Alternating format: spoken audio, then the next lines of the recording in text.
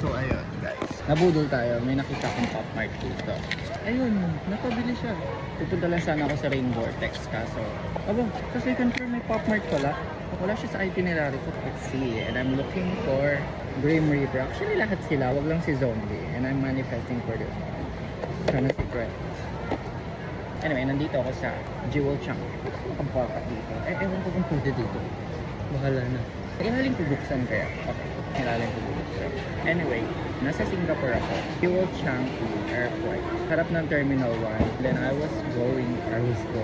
Punta lang sana ako ng Rain Vortex sa Jewel. Kaso, sa second floor, merong Pop Mart na lumabas. Nagulat na lang ako. Eh di, nakita ko kagad to. Nasa unahan lang siya. Ang hirap naman magpabukas.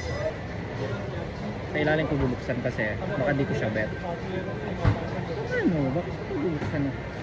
Wag na pala, wag na. Dito na natin buksan. Oh my God! Binangka pa ako. Sabi ko kay Kuya, gusto ko yung Grim Reaper. May plastic sa loob, ha? Sana Grim Reaper. Mamaya babalikan ko siya pagka Grim Reaper ko. Pag hindi, kukunya pa ko siya. Please. Ganda Grim Reaper. Pero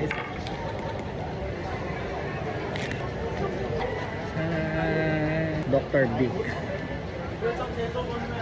Enjoy. What the fuck? Kasi buka ka. Babalikan ko si Kuya. Kunyatan ko talaga siya. Tuntukan kami malala. Yun lang guys. Anyway, it's 11:32. Tayo lang naman ang oras sa Pilipinas. So, napaki nyo. Diba? Wala rin kayo mapake. Ang technique, huwag kayo magpabudol sa Pop Mart kasi wala lang. Makano to? Tangina si bayad lang. $18. Kayo na mag-convert. Or lalagay ko na nandito kung magkano. Ano ba yan? Wag na nga. Ayan yung Pop Mart. Ayan.